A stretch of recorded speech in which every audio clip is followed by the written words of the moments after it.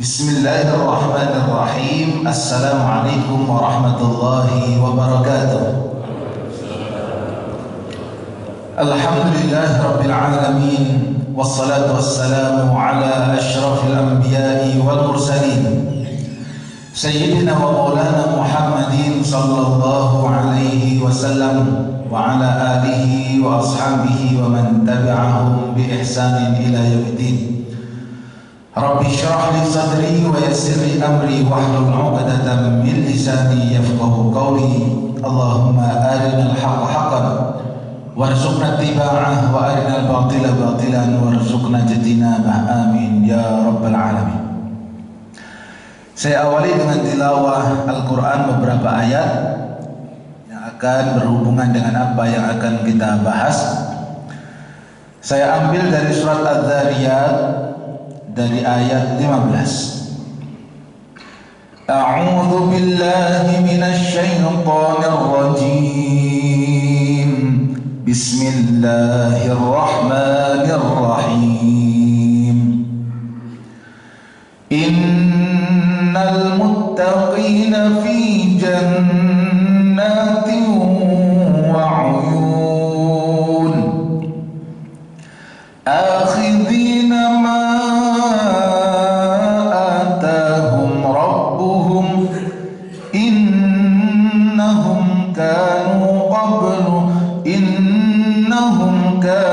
qabla dhalika muhsinin kanu qalilan minal layli ma yahja'un wa bil ashari hum yastaghfirun wa fi amwalihim haqqul lis-sa'ili wal mahrum وفي الأرض آيات للموقنين وفي أنفسكم أفلا تبصرون وفي السماء رزقكم وما توعدون فورب السماء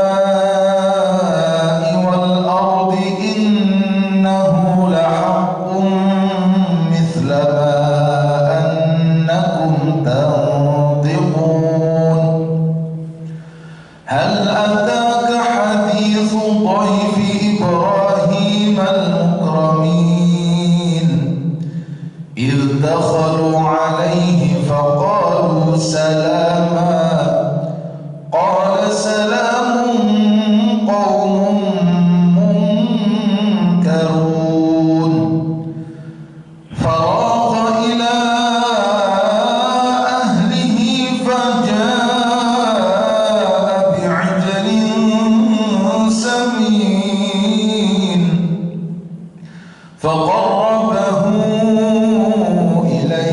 قال ألا تأكلون فأوجس منهم خيفة قالوا لا تخف وبشروه بغلام عليم فأقبلت امرأة في صرة فصكت وجهها وقالت عجوز عقيم قالوا كذلك قال ربك إنه هو الحكيم العليم. Shadaqallahul adzim. Para hadirin wal hadirat yang dirahmati Allah Subhanahu wa taala, dan marilah kita buka kajian kita dengan sama-sama berdoa. Saya berdoa kemudian ditirukan. Semuanya berdoa bersama-sama. Bismillahirrahmanirrahim. Allahumma inni a'udzu bika minal kasali wal harami wal ma'thami wal maghram. Allahumma inni a'udzu bika minal kasali wal harami wal ma'thami wal maghram. Allahumma inni a'udzu bika minal kasali wal harami wal ma'thami wal maghram. Amin ya rabbal alamin. Hadirin yang dirahmati Allah Subhanahu wa taala. Doa yang barusan kita baca, doa yang pendek tapi ini adalah doa yang maksur dari baginda Nabi sallallahu alaihi wasallam. Ada 4 poin doa yang Rasulullah sallallahu alaihi wasallam minta kepada Allah. Doa perlindungan. Allahumma inni a'udzu bika minal kasali wal haram. Ya Allah, aku berlindung kepadamu dari rasa malas dan juga kerentaan. Al-haram itu tua renta yang tidak bisa melakukan apa-apa. Wal ma'thami wal maghram, dan aku berlindung dari perbuatan dosa dan juga berlindung dari lilitan hutang. Ada 4 pokok. Yang pertama adalah masalah semangat. Yang pertama mohon perlindungan dari rasa malas. Dan alhamdulillah para jamaah pada pagi hari ini semuanya masih semangat. Dimulai dari tahajud. Insya Allah semuanya tahajud ya. Insya Allah. Kalau yang belum, mulai dibiasakan untuk tahajud. Allahumma inni a'udzu bika minal kasali wal haram.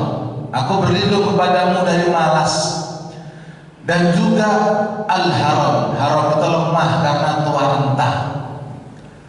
Maka karena Rasulullah itu selalu berdoa dengan doa mohon perlindungan dari yang demikian, maka Nabi itu produktif sampai menjelang wafat.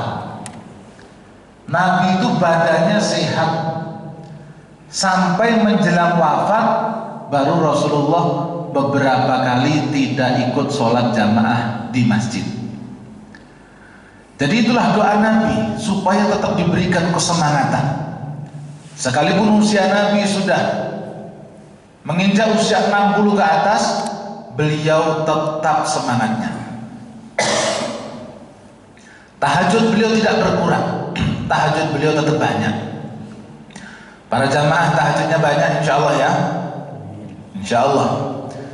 Banyaknya kita dengan banyaknya Nabi, berapa kira-kira persenannya? Kalau Rasulullah sholat tahajudnya baca terkadang 5 juz Al-Quran. 5 juz. 5 juz itu berarti 50 lembar.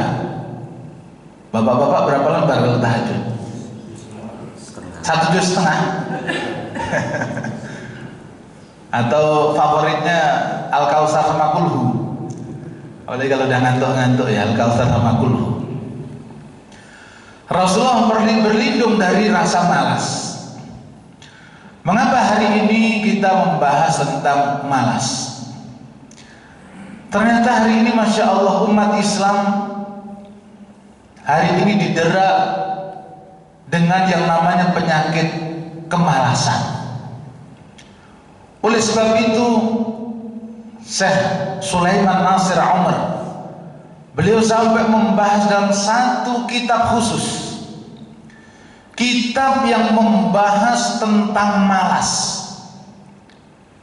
yang hari ini menjangkiti banyak umat Islam. Yang namanya malas ini penyakit yang jelek banget, sampai ditulis dalam sebuah kitab. Karena hari ini kalau kita lihat ya, kalau kita ini alhamdulillah yang di masjid ini kok subuh ke masjid ini insya Allah orang yang semangat. Subuh ke masjid begini terhitung orang yang semangat insya Allah.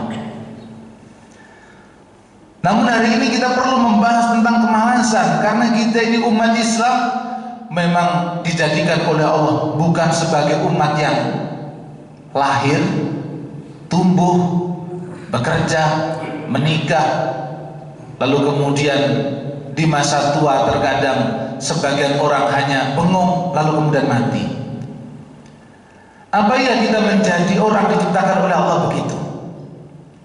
Lahir, tumbuh, bermain, bekerja, menikah, terkadang di masa tua tidak punya tujuan hidup. Makanya saya ini kadang diberitahu oleh seseorang ketika menjelang pensiun, Pak, saya insya Allah bisa ada pelatihan katanya. Pelatihan apa Pak? Itu pelatihan jelang pensiun. Oh bagus, alhamdulillah. Itu isinya apa Pak? Ya pelatihan, alhamdulillah. Pelatihan beternak, pelatihan berkebun, pelatihan membuat kerajinan dan lain sebagainya. Saya menyelidiki kenapa kok ada pelatihan itu. Kawan-kawan banyak yang stres Pak, pasca pensiun karena nggak punya kegiatan. Oh begitu. Ya Pak, makanya sebelum pensiun dibekali dengan keterampilan-keterampilan supaya nanti ketika sudah tidak bekerja akhirnya punya keterampilan baru. Makanya kenalan saya ini sekalipun hidup di tengah kota, ternyata dia punya peternakan ayam di samping rumah. Peternak ayam di samping rumah, dia memelihara burung, dia kemudian nanam-nanam di sekitar rumah. Untuk menghilangkan tadi itu kebosanan. Karena mohon maaf terkadang ketika orang sudah tidak punya kegiatan, kalau tidak dimanajemen dengan baik, bahkan kehilangan semangat hidup. Ini yang repot. Beberapa waktu yang lalu saya membahas di Masjid Griyantu Basri. Dulu waktu kajian santri. Terkait dengan bagaimana seseorang itu punya tanggung jawab, laki-laki itu memberi nafkah. Laki-laki itu sifatnya dia bekerja, semangat. Beberapa waktu yang lalu datang orang umurnya 80 lebih. Waktu itu sudah 83. Assalamualaikum Pak Ustaz. Waalaikumsalam. Pak Ustaz, saya mau nanya.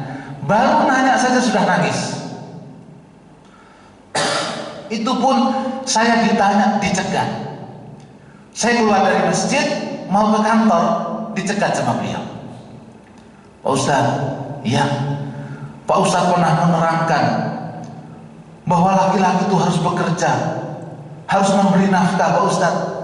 Sedangkan saya ini sudah nggak bisa memberi nafkah kepada istri saya. Apakah saya berdosa? Umur 80 tahun lebih. Apakah saya berdosa Pak Ustaz? Saya sudah bertahun-tahun tidak memberi nafkah istri saya. Akhirnya saya bilang, Bapak hari ini nafkahnya dari mana? Diberi anak Pak Ustaz. Alhamdulillah anak-anak semuanya ngirimin saya uang. Alhamdulillah anak-anak ngirimin saya uang. Baik anak pertama, kedua dan sebagainya sudah ngirimin saya uang. Baik, akhirnya saya bilang. Dan terus nafkahnya yaitu Pak Ustaz, tadi yang dikasih anak itulah yang saya kasih ke istri. Baik, itu adalah hasil usaha Bapak. Selama ini Bapak didik anak, nyekolahkan anak, mendidik anak, dan hari ini anak berhasil bekerja, memberi nafkah kepada Bapak yang umurnya sudah sekian ini, insya Allah tidak dosa. Karena memang tidak mampu untuk bekerja lagi. Tapi perlu diingat, beliau sehari baca Quran 5 juz. Berapa juz Pak? 5 juz. Sudah nggak bisa bekerja, tapi pikirannya sudah akhirat. Tidak ada lain kecuali akhirat. Makanya kalau saya kadang silaturahim pagi-pagi ke rumahnya, kadang saya setelah kajian begini, kadang saya silaturahim ke rumah beliau. Itu beliau sedang di depan Quran. Tidak ada lain. Umurnya sudah 80 lebih, mau ngapain?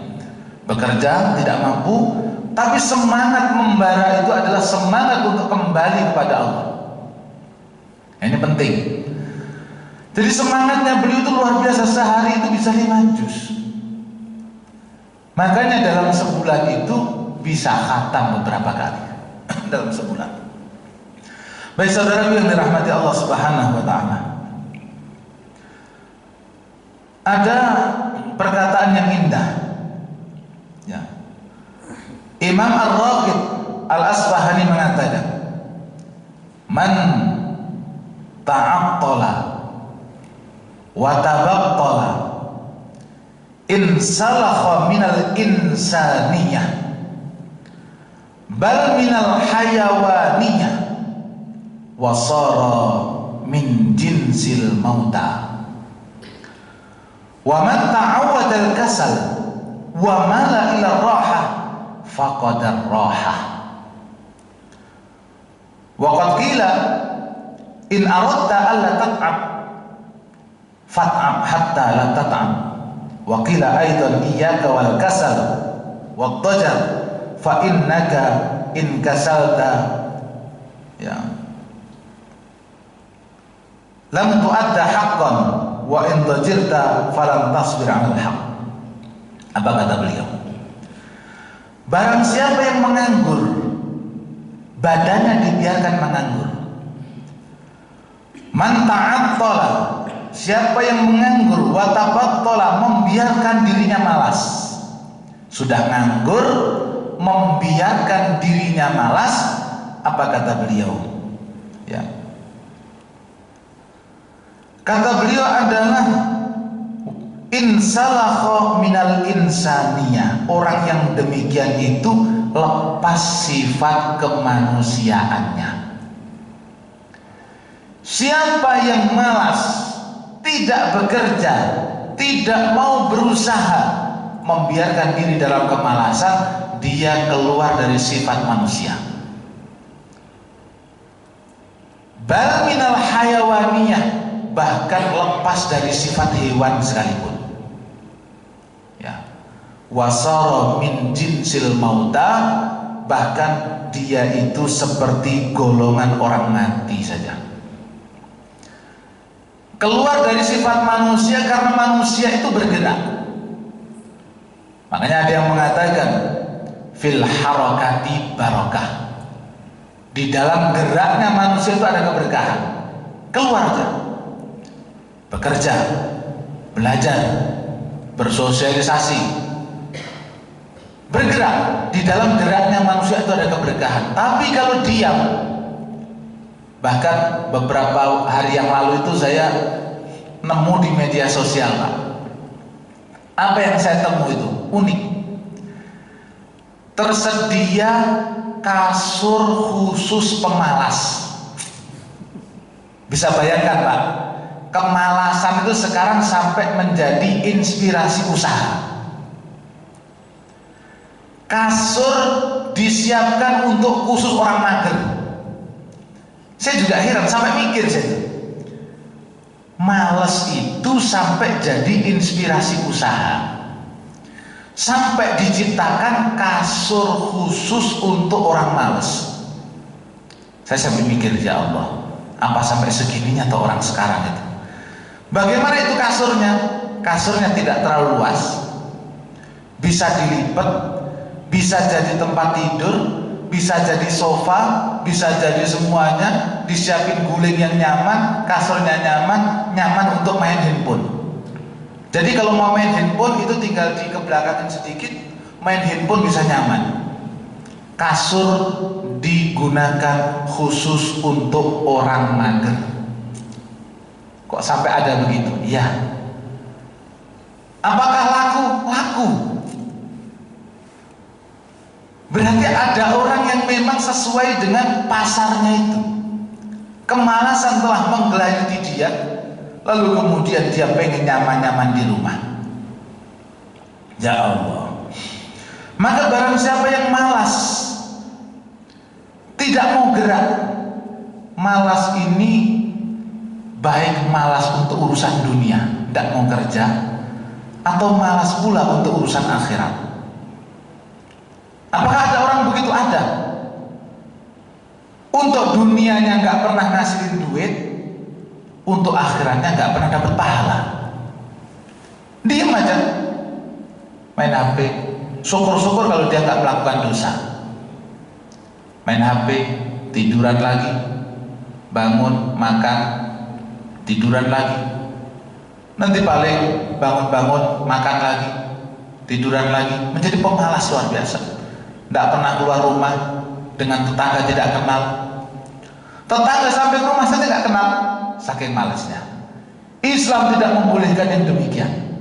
Ya, maka doanya dari Allahumma inni a'udzubika minal kasali wal haram. Aku berlindung kepadamu dari malas. Ya. Maka disebutkan, ya, wa man ta'awwadal kasal wa mala ila rahah faqad rahah. Barang siapa membiasakan diri bermalas-malasan, wa mala ila rahah, dan pengennya istirahat terus, maka dia kehilangan istirahatnya. Semakin banyak orang menganggur, dia kehilangan istirahat. Mengapa demikian? Karena tuntutan masa depan semakin banyak yang menjadikan dia semakin sulit di masa depan. Siapa yang pengen istirahat benar-benar harus berjuang sekarang. Siapa yang pengen capeknya nanti, istirahatlah sekarang. Anak-anak yang dibiarkan hari ini terlena dengan kemudahan, ingat saja nanti di kemudian hari, ketika tidak ada tempat bergantung dia, kelabakan. Maka banyak anaknya orang kaya yang hidupnya senantiasa dimudahkan ketika orang tuanya tidak ada kelabakan. Tapi anaknya orang nggak punya duit, dari kecil hidup susah, sekalipun susahnya itu lama, tidak masalah, terbiasa kerja keras. Jadi barang siapa yang pengen hidupnya mudah di masa depan, hari ini harus bersusah payah. Barang siapa yang hidupnya pengen susah di masa depan, malas-malasan aja sekarang. Nah, itu makna daripada wa man ta'awwadal kasal wa mala ila rahah faqad rahah. Siapa yang membiasakan diri malas-malasan dan pengen tetap istirahat terus badannya, niscaya dia telah kehilangan istirahat yang sesungguhnya. Tuntutannya banyak. Hari ini lihat saja Bapak Ibu sekalian, perceraian yang terjadi banyak dikarenakan suaminya malas. Bukan diceraikan oleh suaminya, tapi digugat cerai oleh istrinya. Ini sekarang nyata. Digugat cerai oleh istrinya. Mengapa? Tidak menghasilkan.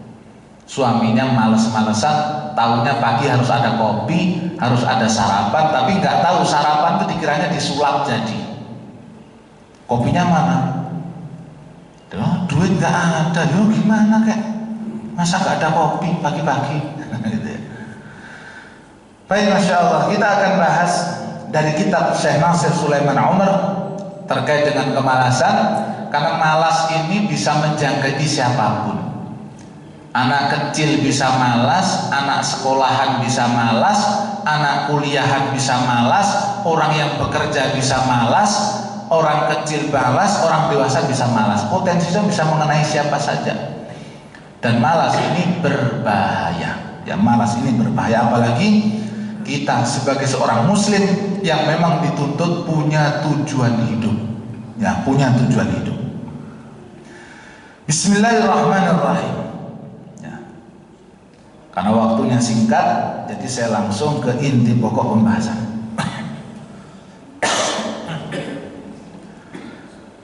Qala Rasul sallallahu alaihi wasallam, "Inna likulli 'amalin syirrah wa likulli syirratin fatrah. Faman kanat fatratuhu ila sunnati faqad ihtada.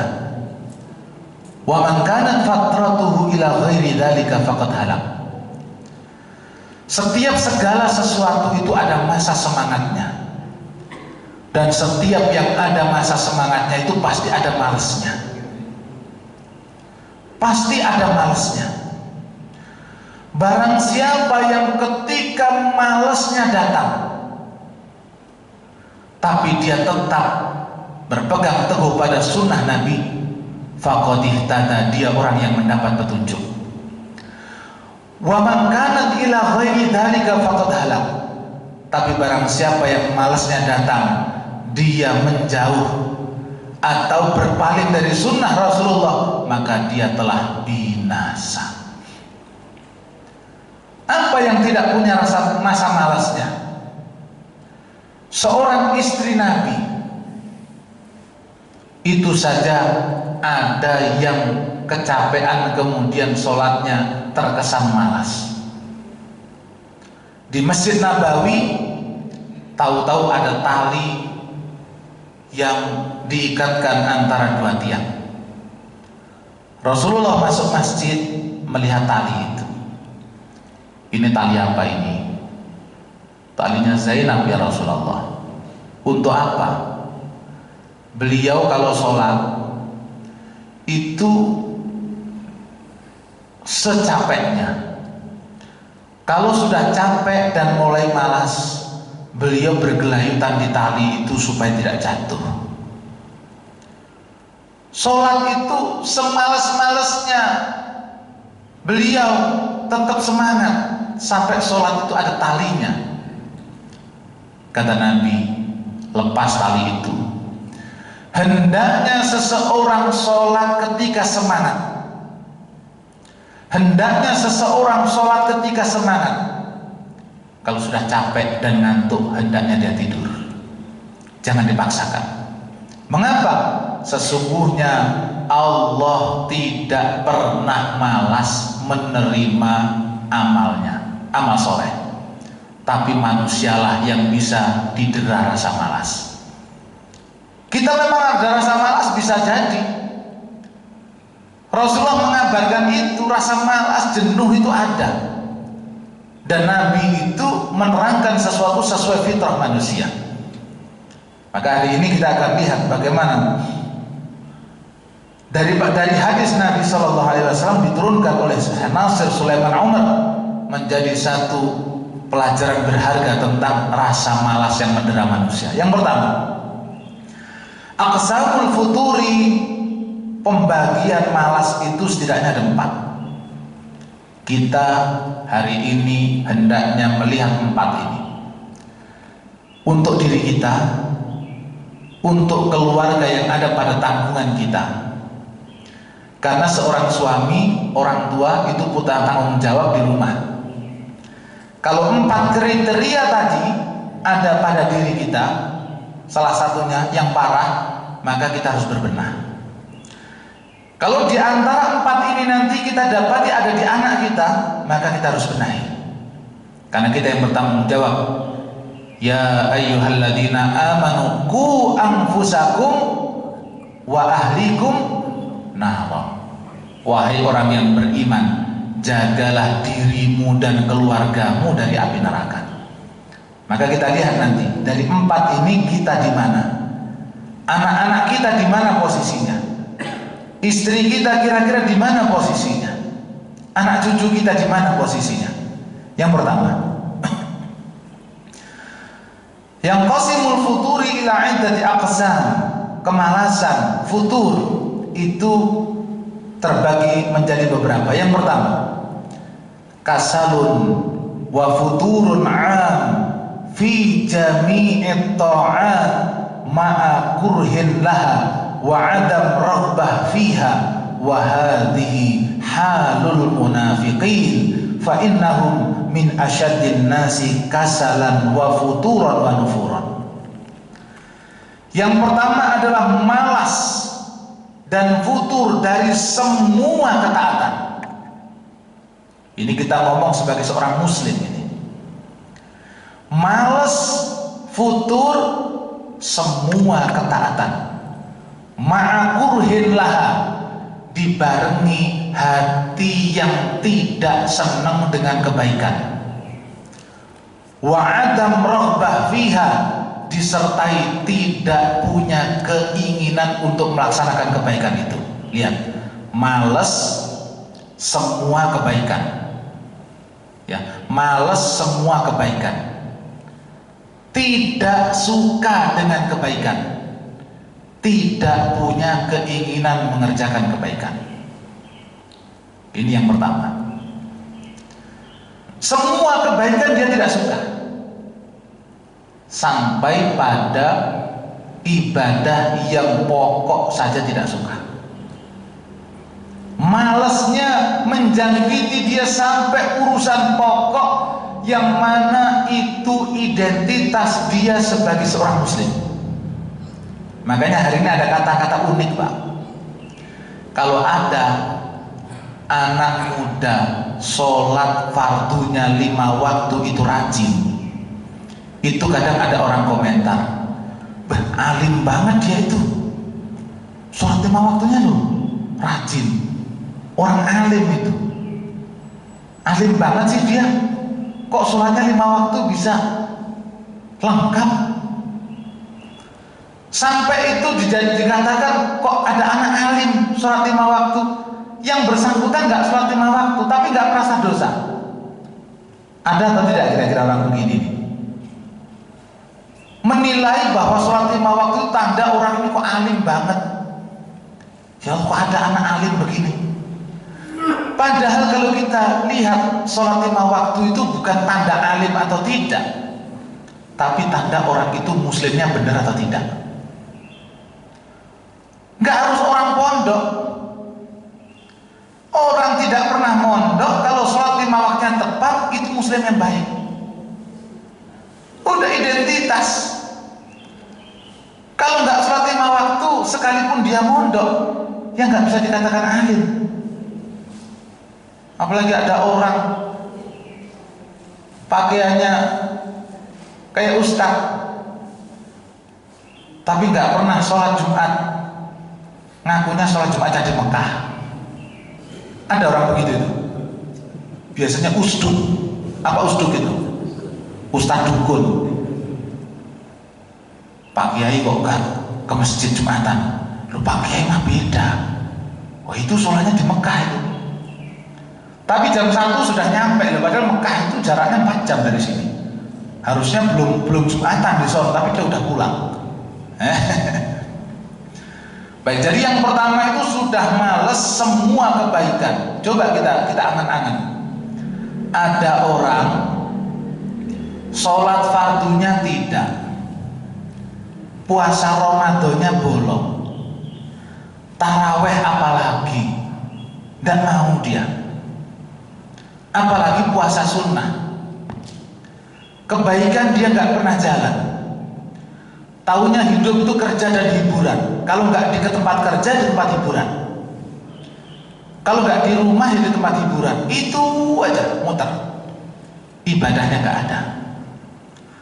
Ma'akurhin lah, nggak senang dengan kebaikan. Kalau diingatkan, Pak, ayo sholat. Iya, saya tahu. Gak usah diingetin, saya tahu begitu itu wajib. Kurhin lah, gak senang. Kalau disuruh ke tempat kebaikan gak pernah mau. Di saf sholat gak pernah kelihatan. Di tempat pengajian gak pernah kelihatan. Bahkan di kerja bakti pun gak pernah kelihatan. Ma'akurhin lah wa adam robbah fiha. Keinginannya tipis, bahkan gak ada. Allahu Akbar, Allahu Akbar, kupingnya dengar, tapi kakinya kok, hatinya pengen saja gak ada. Dengar azan, pengen sholat, keinginannya saja gak ada. Jangankan kok nanti aja saya sholatnya, itu masih mending, Pak. Kalau ada orang dengar azan zuhur, di pikirannya, entar dulu sholatnya, saya tak mau makan dulu. Lalu dia sholat mepet asar, udah jam 2 lebih baru dia sholat. Itu masih mending daripada golongan ini. Kalau golongan ini tidak punya keinginan sekalipun pengen sholat, pengen sholat aja tidak punya. Kalau yang terlambat masih mending, ini pengen sholat aja nggak ada. Makanya yang lewat-lewat saja, lewat-lewat saja. Bahkan kalau ada orang yang cepat-cepat ke masjid itu dia nyinyir. Orang kok rajin kayak waktunya rapat juga harusnya dia begini loh, malah dinyinyirin. Itu kata beliau, wa hadhihi halul munafiqin. Ini orang-orang munafik. bukan sekedar munafik biasa, ini munafik besar. Mengapa dikatakan munafik besar?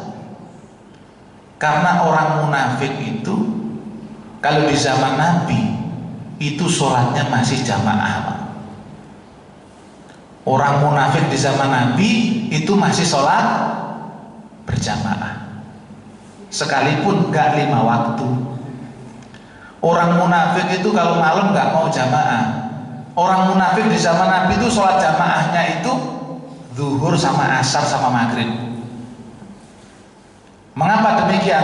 Karena kalau isya sudah gelap, zaman dulu gak ada lampu, maka gak kelihatan kalaupun gak ke masjid.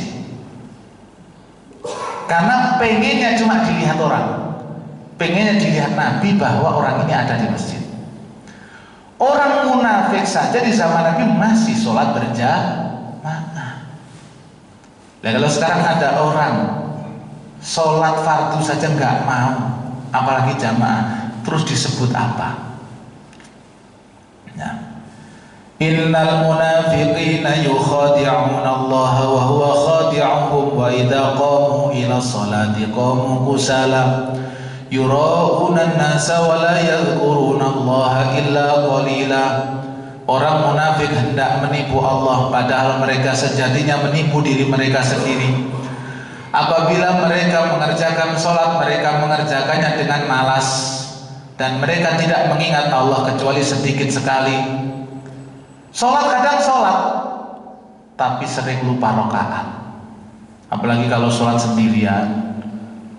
Sholat jamaah kadang begitu, hati-hati. Kalau sholat jamaah, imamnya sholat salam, tahu-tahu, loh kok udah selesai sholatnya? Loh kok udah selesai? Loh dari tadi ngapain? Ikut sholat jamaah tapi ketika imamnya salam dia kaget, loh kok udah selesai? Gak kerasa dia, karena memang gak fokus, pikirannya kemana-mana. Tahu-tahu udah selesai aja tuh sholat. Nah, jadi kalau ada keluarga kita tidak punya keinginan untuk sholat, hati-hati. Ini masuk jajaran orang munafik. Munafiknya bukan munafik ringan, ini bisa munafik besar yang bisa mengeluarkan seseorang dari agama kalau dia terus-terusan gak sholat. Ya, hati-hati betul. Ya, jadi yang pertama nggak pengen dia itu melakukan sholat ataupun kebaikan, semua kebaikan. Yang kedua, kasalun wa futurun fi ba'di ta'at yusahibu adam ar-rabbah fiha duna kurhin laha aw dha'fun fil rabbah ma'a wujudiha wa hadhihi ka halu katsir min fusaqil muslimin wa ashabis syahawat. Yang kedua, malas, futur, tapi di sebagian kebaikan saja, nggak semuanya. Dia masih menjadi muslim yang bimbang. Malesnya ada, tapi sebenarnya dia punya keinginan, tapi keinginannya tipis sekali. Kalau dibilang, Pak, ayo ke masjid, saya sebenarnya pengen banget loh ke masjid itu. Nggak tahu, tapi kok malas saya ya. Nah, saya pengen kayak sampean bisa ke masjid itu saya pengen, tapi kok nggak tahu, malas sampai sekarang. Ada orang tipe begini, ada. Keinginannya tipis. Terkadang kalau pas sadar dia tiba-tiba rajin. Kalau nggak sadar, tahu-tahu hilang aja dari masjid. Disapa lagi, ke masjid lagi. Nggak ada yang nyapa, hilang lagi semangat. Terkadang orang begini pengen juga tahajud. Alarmnya bunyikan, alarmnya bunyi, orangnya bangun, cuma matikan alarm. Alarmnya bunyi, tapi dirasa mengganggu. Apa sih, ini masih ngantuk. Jadi bangun itu bukan untuk tahajud, untuk matikan alarm. Setelah itu tidur lagi, ada keinginan ada. Makanya saya kadang mendapati ada jamaah sholat subuh itu alarmnya bunyi di masjid. Dung dung dung dung dung dung dung, itu alarmnya masih bunyi. Ini tadi pengen bangun subuh tapi keduluan orangnya. Makanya HP dibawa ke masjid itu masih ada alarm sholat subuh bunyi. Ini orang sebagian saja yang males. Boleh jadi dia malesnya untuk sholat jamaah, tapi sholat di rumah kadang masih, sekalipun telat-telat. Dan ini terkadang terjadi kepada istri-istri. Kalau laki-laki yang rajin jamaah mungkin langsung ke masjid, tapi seorang perempuan kadang terjangkit penyakit ini dikarenakan apa? Urusannya masih banyak. Nanggung, masih masak pakaian macam-macam, tahu-tahu waktunya sudah mepet, baru kemudian dia bergerak untuk sholat. Nah, yang begini ini dia masih punya keinginan tapi tipis. Kalau diingatkan dia nggak marah, bahkan kalau diingatkan untuk ibadah dia berterima kasih. Tapi badannya inilah yang dia tidak mampu. Pak, ayo ke masjid. Oh yuk, makasih banyak udah diingetin ya. Makasih, jangan bosan-bosan ngingetin saya Pak. Jangan bosan-bosan ngajak saya Pak. Tapi terus-terusan dia tetap malas. Tapi nggak pernah marah kalau diingetin. Makasih Pak, makasih banyak sudah diingatkan. Tapi badannya nggak mau. Yang begini ini katanya halu fusakil muslimin. Orang begini orang fasik. Orang fasik. Dan ini Masya Allah, ini tetap parah. Sekalipun tidak separah yang awal, orang begini ini tetap parah. Ya, baik. Jadi Masya Allah, bahkan di beberapa waktu yang lalu ada satu pegawai di Gatot Subroto sana, kantornya besar, nggak usah saya sebut, itu mengeluhkan karena dia santri, kemudian kantornya dipindah ke Gatot Subroto, maka dia mendapati pemandangan yang selama ini dia tidak lihat atau jarang lihat. Apa itu? Para pegawai di kantor itu menjelang sholat Jumat rokokan di parkiran, nunggu komat. Ada yang punya pengalaman begitu bapak-bapak? Jadi pegawai-pegawai itu mau ke masjid karena takut banget kalau nggak Jumatan.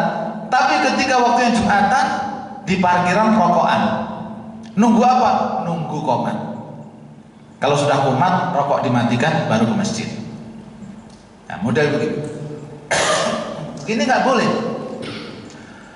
Semangat di salah satu, malas di salah satunya. Padahal khutbah itu kan rukun dalam rangkaian sholat Jumat. Dia meninggalkan khutbah Jumat, hanya ikut sholat Jumatnya saja. Ya, baik.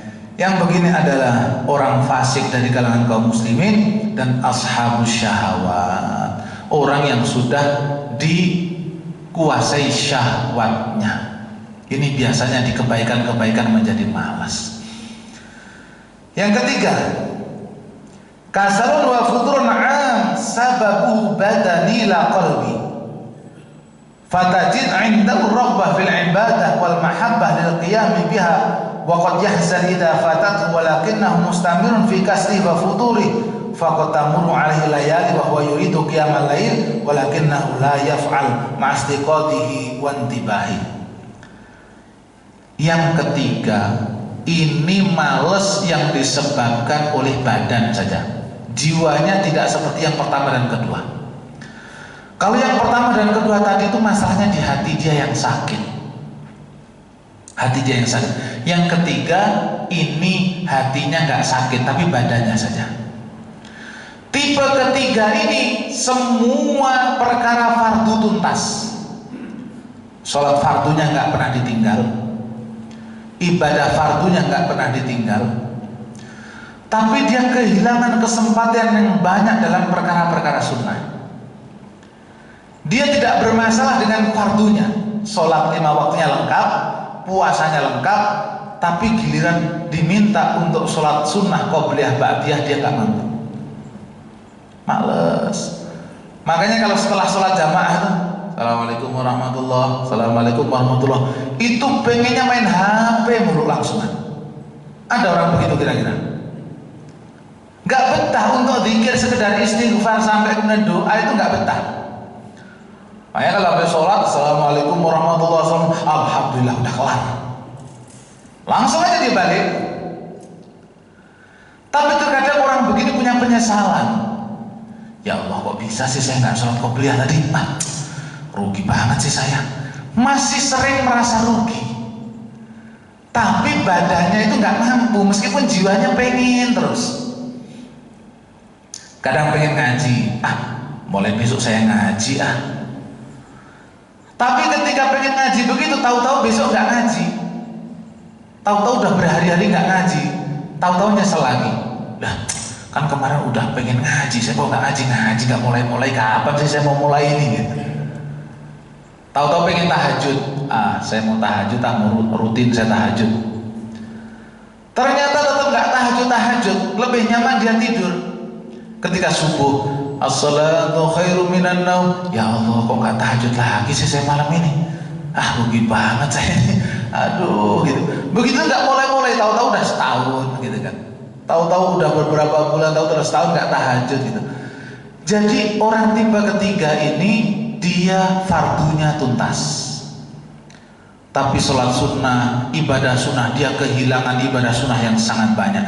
Terkadang dia menyesal, terkadang dia itu masih bimbang, terkadang muncul keinginan, kadang keinginan itu dilaksanakan, kadang hilang kembali. Dan ini masih penting.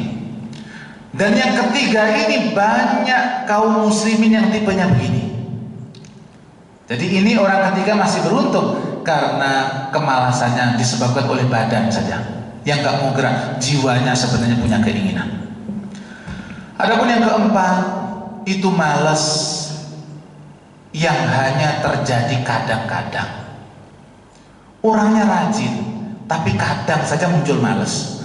Tapi yang ketiga, yang keempat ini semangatnya gampang tumbuh kembali. Misal lagi di rumah, hujan terus dari malam, subuh-subuh masih ada gerimis sedikit, dingin lagi. Lalu kemudian sebelum subuh itu kok dia bikin teh, enak gitu kan teh. Sudah azan mau keluar, kok dingin ya. Kayaknya sesekali nggak apa-apa deh sholat di rumah saya, kan nggak tiap hari, kan nggak tiap hari, sesekali nggak apa-apalah gitu kan. Tahu-tahu ngomong ke istrinya, "Dek, sholat di rumah aja yuk, saya imamin," gitu. Beneran sholat di rumah, udah azan dia nggak ke masjid dia, gara-gara tadi ngeteh sebelum subuh tadi itu. Setelah sholat usai, tahu-tahu nyesel dia. Kenapa sih saya nggak ke masjid? Nggak ada halangan apa-apa loh. Nyesel dia. Tahu-tahu kemudian semangat lagi. Jadi itu munculnya itu hanya sesekali doang, sesekali gitu kan.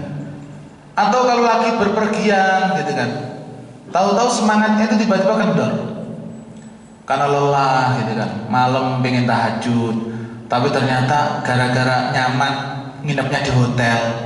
Gara-gara orangnya rajin, ketika di rumah luar biasa ibadah semuanya. Karena perpergian tidurnya di hotel, kasurnya lebih empuk dari di rumah. Mau bangun entar dulu yang sesekali gak apa-apalah, badannya libur gitu ya. Tahu-tahu tidur, tahu-tahu subuh. Tapi tahu-tahu nyesel. Nah inilah jiwa yang terbaik. Yang keempat ini keadaan terbaiknya seorang muslim. Karena sebenarnya malas itu memang ada. Rasulullah SAW itu mengakui bahwa kemalasan itu sudah pasti terjadi sesekali pada seorang muslim, itu pasti terjadi. Tapi kondisi terbaiknya adalah yang keempat ini. Gak mungkin orang semangatnya terus-menerus karena kita masih manusia. Kalau semangat terus itu namanya malaikat. Nah kita itu masih manusia, makanya kadang masih muncul malas itu. Nah yang terbaik adalah yang keempat. Gak perlu diingatkan orang lain, kesadarannya muncul dari diri sendiri. Oh iya, kenapa sih kok saya gak semangat? Kenapa? Oh akhirnya semangat sendiri. Gak perlu dimarahin, gak perlu diingatkan, ya sadar sendiri. Punya kajian, kadang ikut, kadang males, sesekali males dia. Males itu ya wajar.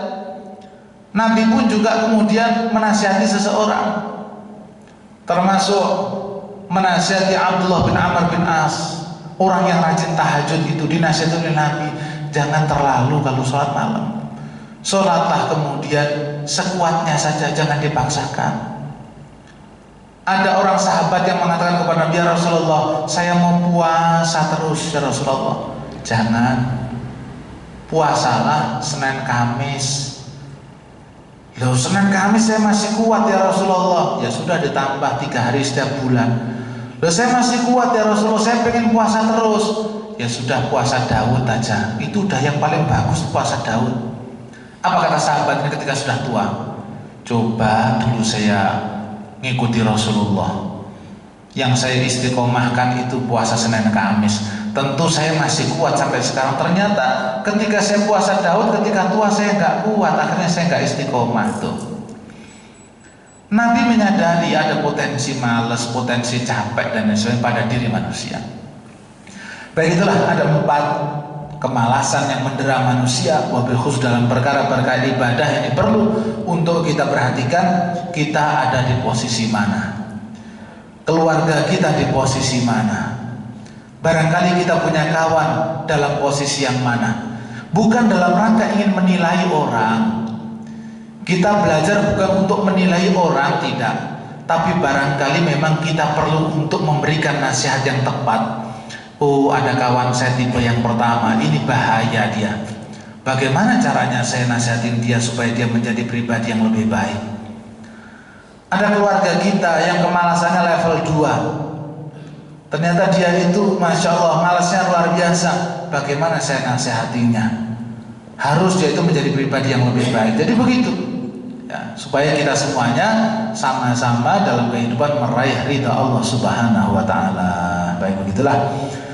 Itulah yang dapat disampaikan pada pagi hari ini. Mudah-mudahan Allah Subhanahu wa ta'ala memberikan kita ilmu yang manfaat dan kita menjadi pribadi yang semangat, wabil khusus semangat dalam kebaikan apapun itu bentuknya, sehingga sewaktu-waktu kita dipanggil oleh Allah dalam keadaan kita beramal soleh, berbuat baik sehingga Allah ridho kepada kita. Amin ya rabbal alamin. Demikianlah dapat disampaikan. Barangkali ada 1-2 pertanyaan, masih ada waktu 5 menit. Monggo silahkan. Kalau nggak ada kita tutup. Cukup insya Allah ya. Baik. Ada?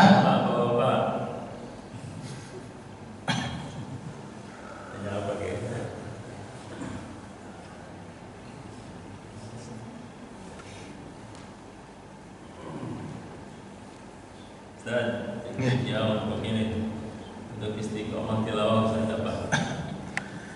Tilawahnya biar continue itu tiap sholat gitu. Masya Allah. Al-Quran kalau satu itu juga kalau udah halaman sholat cepet hatam ya.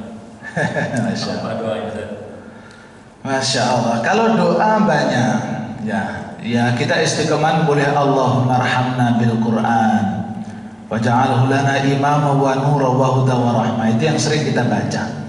Di situ ada kata warzuqna tilawatahu ana al-laili wa atrafan nahar.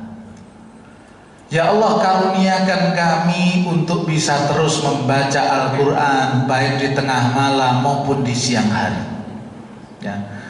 Selanjutnya supaya istiqomah, kita senantiasa membaca keutamaannya. Udah keutamaan baca Quran itu kita ingat-ingat, kita baca terus dan lain sebagainya. Yang selanjutnya dipaksa. Makanya kata guru saya, untuk supaya istiqomah banyak hal itu, doanya Allahumma paksa. Memang harus dipaksa badan ini. Ya Allah, Allahumma paksa ya Allah. Ya Allah, ini paksain ya Allah badan ini gitu. Kalau nggak dipaksakan ya nggak bisa, bener lah. Wis nawa itu Allahumma paksa pokoknya. Wis pokoknya dipaksa untuk istiqomah. Nggak pengen ngaji, suruh ngaji badan ini. Ayo ngaji. Orang kok nggak ngaji gitu ya. Jadi kalau kita ini baca Quran sebenarnya kan ya waktunya itu tidak banyak kalau kita mau istiqomahkan itu. 1 halaman itu berapa menit kira-kira? Berapa menit 1 halaman?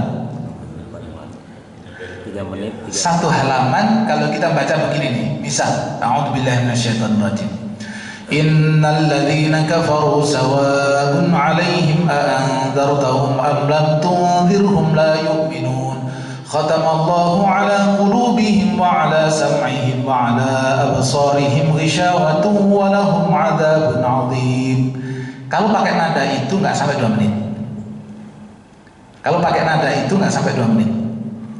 Tapi kalau kita pakai nada innal ladzina kafaru sawa'un 'alaihim a anzartahum am lam tunzirhum la yu'minun. Khatamallahu 'ala qulubihim wa 'ala sam'ihim wa 'ala absarihim ghishawatun wa lahum 'adzabun 'adzim. Itu 3 menit. Ya, jadi kalau nada kayak saya pertama tadi itu nggak sampai 2 menit. Nada yang kedua itu 3 menit. Ya, saya udah ukur itu. Saya udah ukur. Jadi saya sudah mengukur kalau pakai nada ini berapa menit, kalau pakai nada ini berapa menit. Ya, karena kita biasa nyimak santri. Jadi santri itu bisa kita perkirakan. Kalau pengen 1 juz kelar, nadanya begini. Selama setengah jam, berarti 1 juz kelar. Itu sudah diperkirakan dengan kesalahan, beberapa kesalahan. Itu setengah jam kelar. Kalau nadanya kelambatan, maka kita katakan cepat dikit. Karena kita nanti bisa memprediksi, ini kalau nadanya begini, ini 40 menit gak kelar. Padahal kita nyimaknya sekali ujian 1 santri 30 juz. Nah, 1 santri 30 juz. Guru-guru Baitul Quran kalau lagi ujian nyimak 90 juz. Dikasih waktu 1 minggu. Kalau nggak cepet kira-kira gimana itu? Nah, jadi kita memprediksi. Jadi kalau lagunya begitu berarti 2 menit. Kalau lagunya yang agak lama tadi berarti 3 menit. Bisa 3 menit lebih sedikit. Jadi yang pertama doa, yang kedua baca keutamaan Quran, yang ketiga Allahumma paksa. Paksa udah, nggak ada lain sudah, nggak ada lain. Kalau nggak kita sendiri yang maksa nggak bisa. Mau dipaksa oleh kiai kalau memang dirinya nggak pengen maksa, ya nggak bisa juga. Kamu harus ngaji, tapi badannya nggak mau ngaji, ya sudah tetap kamu jalan. Baik, karena sudah 5.40, marilah kita akhiri kajian kita di pagi hari ini dengan membaca hamdalah dan doa kafaratul majlis. Alhamdulillahirabbil alamin, subhanakallahumma bihamdika asyhadu an la ilaha illa anta astaghfiruka wa atubu ilaik. Assalamualaikum warahmatullahi wabarakatuh.